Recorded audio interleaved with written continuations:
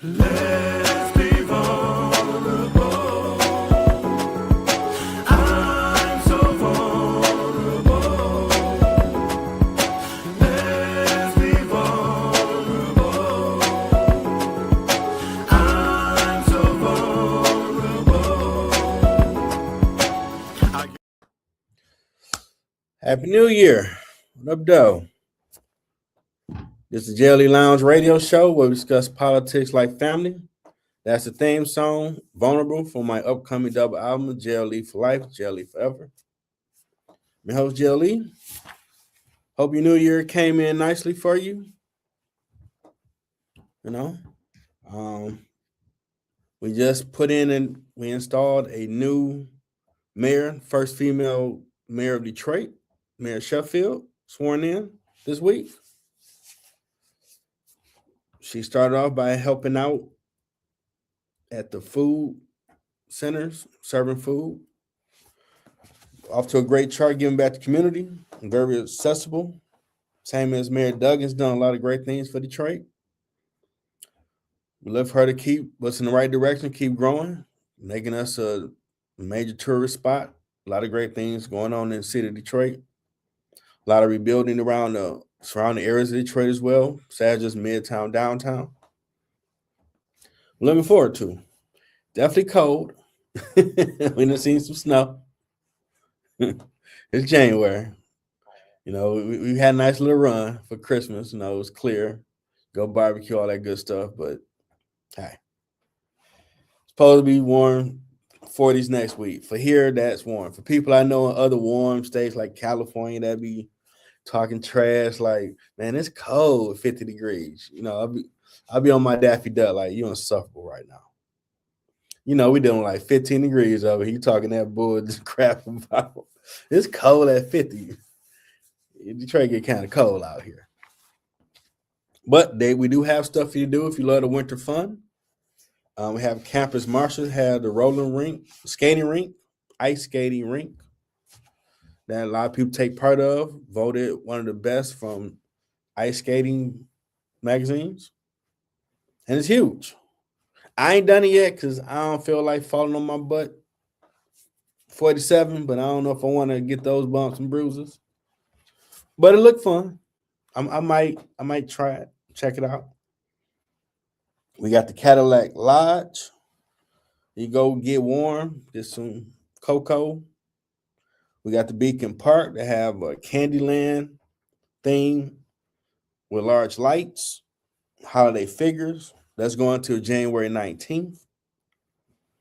And then, if you've been in Metro Detroit, downtown, especially Midtown, we got the museums for you.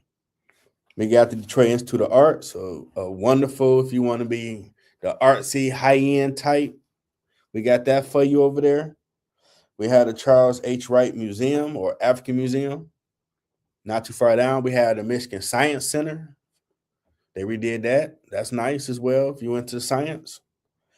We have Detroit Historical Museum. That's on Kirby and Woodward. I had to go there for my humanities class years ago at Wayne State. And hold on for a minute. Turn off iPhone. I don't want no problems.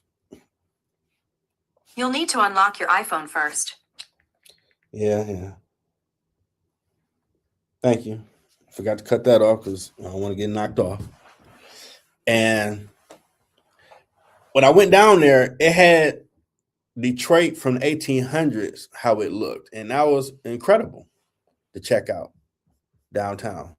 I didn't know Detroit looked like that. Appreciate you tuning in. And I'm like, wow, okay. Because, you see the old West type movies and shows, but to see downtown Detroit, like, dang, we look like that too. That's pretty cool. So we got that. We got the Motown Museum on Grand River. Oh, they're bad at KFC. Stuff I can't mess with now. I still got to check that out. To see how it started, it's pretty amazing.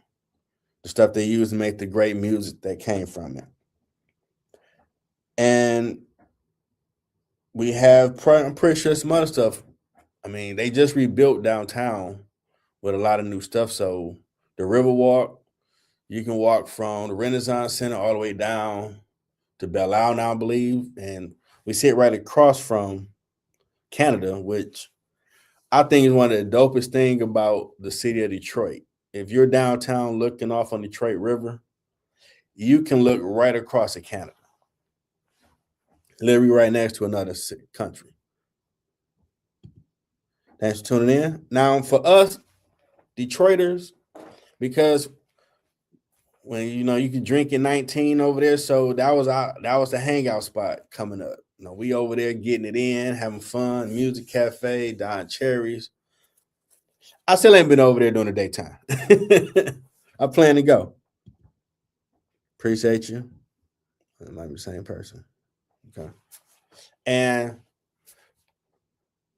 to us, we like, wow, that's, and Canadian people, real cool people over there. Had a lot of fun over there. So when other people come to town, like, oh, y'all sit right next to another country, like, yeah, we are, because that was the spot. It switched up a little bit after 9/11, but stuff got back calm over the years. Canada's a great place to check out. Windsor is amazing. Even Toronto, that amazing country. So if you're in Detroit, you're downtown, you can take the bridge, Ambassador Bridge, or you take the tunnel. And once you get downtown, once you're looking over the water, you're looking right at it. So it's like, dang, okay, they do got that jumping off. Now, unfortunately, earlier today at 9 something on the Lodge Freeway, a 30-year-old rideshare and a 70-year-old passenger was shot by someone on the freeway. They was in critical condition. The Lodge was shut down near Myers, but it reopened. Praying for speedy recovery for everybody. I'm a firm believer in the right to bear arms. Be responsible with your weapons. Everything don't need to be resorted with violence. It really don't. I'm pretty sure everybody got the New Year resolutions going on. 26. Just stick with it. Whatever it is you're trying to do, stick with it. That'd be the biggest thing. Just stick with whatever you're trying to do. And everybody don't gotta know what you're doing. Sometimes moving in silence, let your actions speak louder than your words. And go be great. Whatever you need to be working on, hope you started working on it before the new year came. You're in that second or third gear in it, and just keep going. You should see fruit, hopefully by spring or summer. Now, the biggest news of the day was there's been some escalation with us positioning our ships over there in Venezuela because they have a leader that we don't recognize, and Maduro and his wife Nicolas Maduro and Celia Flores, who we had put out, which was interesting, I was reading about it. We put out a arrest warrant because they have been alleged for drug trafficking that's flooded our U.S. streets with cocaine. We call narco-terrorist conspiracy, corrupt, illegitimate government, does some other crimes well. I know the gangs that have flooded Colorado, they were saying he runs that. So they did an operation earlier this morning. I believe it was called Operation Absolute Justice, if I said it right. And they went to his compound because he'd been waiting on it. And we, with the FBI and other branches of military, apprehended him and his wife. They're on a U.S. warship headed back to New York, where they'll be tried here. And this is where it gets interesting. Because when I was reading about it earlier this morning when I was posting from last night's shows, I saw a split from the Venezuelan people. Some are looking at the dangers of, okay, he just ran up in our country and took the leader. We didn't want him, but he was the leader. What would be the repercussions from that? And then you had others who are celebrating that He took power when he shouldn't have and been treating us like crap and a lot of atrocities. We need him out of here. And someone did something about it. Appreciate you. And some of them was saying with their chest, like, if you ain't from over here, you need to keep your mouth quiet. I'm like, oh, okay. So there's a lot of strong contrast on both sides on how they feel. Now, the legal reasoning that was used was a 1989 memo that former President George H.W. Bush used to go to Panama to get Noriega. Because through our Constitution, we can't go slap somebody without talking to Congress first. That was the big issue that his son, George W. Bush, President George W. Bush, had when we went to Iraq. That's the last time we had a regime change since 2003. And that was the biggest issue that was, if you someone that paid attention to politics, was issue here. Like, wait a minute, how did you just go over there and get Hussein? We didn't approve it. And that's supposed to be the checks and balances with the three legislative branches where we don't have dictators just do what they want to do. Now, given what happened at the time of 9/11, they kind of gave him a blank check to do what he want. He kind of used that to go that route because we were saying Afghanistan attacked us at the time. And we wound up going left to Iraq, which had everybody like time out. Thought we said they over here. But in this particular case, President Trump is using what President George H.W. Bush used, the 1989 memo, to work around Congress to go over there. Because you don't really have FBI handing out arrest warrants in other countries. That's new. That's new.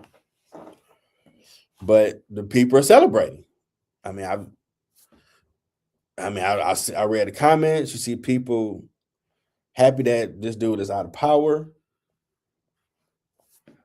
If you check on even people in Florida that are from there, they're on other news outlets are cheering the person going. Now we've taken over and we're going to be in charge until someone that's for the betterment of the people of Venezuela takes over. We're going to deal with reopen up the pipelines to make them better. We're working with the oil companies here because they have oil over there, so that can be a resource for the people of Venezuela to make money, make their country prosperous. And so hopefully that's the total goal, to make sure they good, they can move, make money in the global market and keep their thing going and growing. Well, that's going to have a lot of people looking at it kind of like, what's this? What are we doing? No injuries to our soldiers. None of our equipment really. We had over 150 planes and our G.I. Joe type equipment to go over there and get him, because it's like he knew it was coming. But we spend $1 trillion a year on defense, so I think we got some Avengers, Marvel type stuff. So when we come for you, it's going to be kind of tough, unfortunately. But if you get news outside of the regular news channels, you will see President Trump has done some things that some people are happy for. I know it's mixed here in this country that, oh, man, he doing this or that we don't like, but he might do some things that you do like. And now I know it's going to bring the question. I'm pretty sure people that are more versed in this than I am are talking already that, well, why didn't former presidents do this already? If this dude been this bad for this long, why didn't Biden or Obama or any other president go get him up out of there?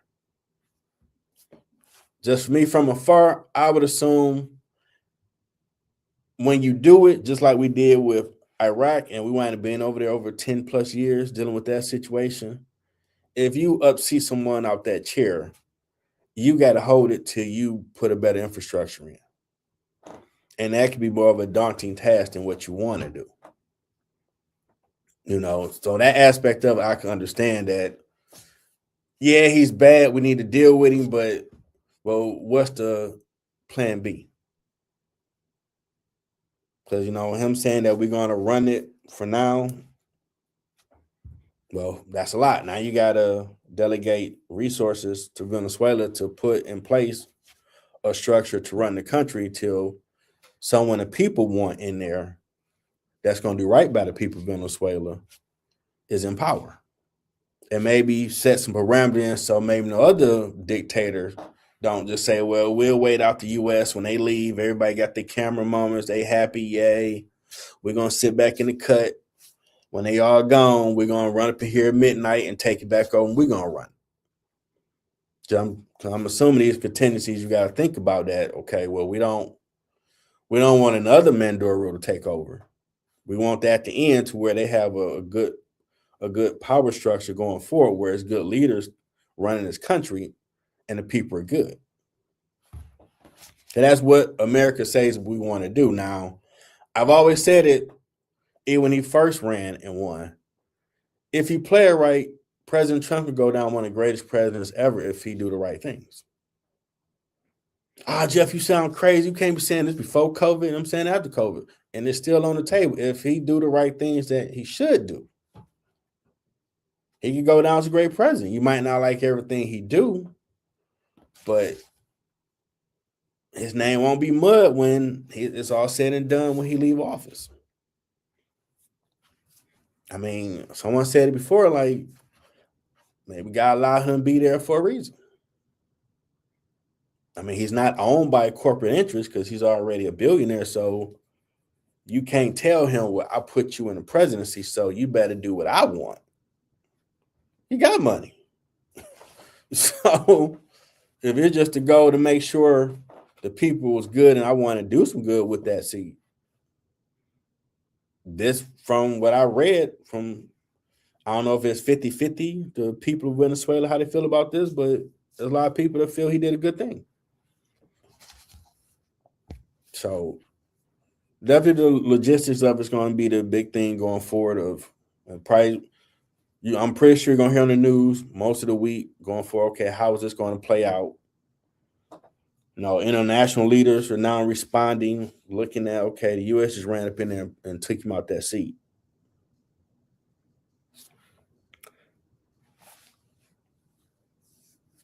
That's going to make it very interesting. Like Venezuelan VP says, country never be an economy again.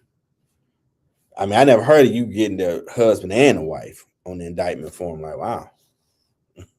That's and if people wonder, well, why they going to New York? Well, New York is where we have our embassy for all the international events. I mean, it's not a secret. That's where the money comes through for the stock trade. A lot of international things take place there. So our international courts, I believe, is in New York. They just got a new mayor, so that's might bring some interesting conversations going forward. Now, some would say, well, we did that to take over their oil. Well, oil prices have been good. Now, right now, oil in Michigan, I know it was over 330 months ago. It's about some areas 239, some areas 270. I feel for other countries other states where it's like $4-5 still. But that might be inflation, cost of living prices. But to rebuild that oil infrastructure, I didn't know they had the oil over there. So that brings the question in that y'all been just living fed off the hog while the rest of the people been struggling, and y'all got an infrastructure to do better for the people. So it's going to be a lot of different talks going on. And I'm pretty sure Congress is already like, hey man, he gonna have to come talk to us because how y'all keep unilaterally doing what y'all want to do, and we ain't gave y'all approval to enact any type of war activity. Because we did go with the FBI, go to Venezuela and go get him and his wife up out there, that compound. Now, it just shows you how much our weaponry is, that no casualties, no real damage to our military equipment. I didn't even get Iron Man suits at this point. I mean, I know President Obama said he was trying to do it. So we spend $1 trillion a year on defense. So unless you China or Russia, who got just about, or North Korea, who got a real big military,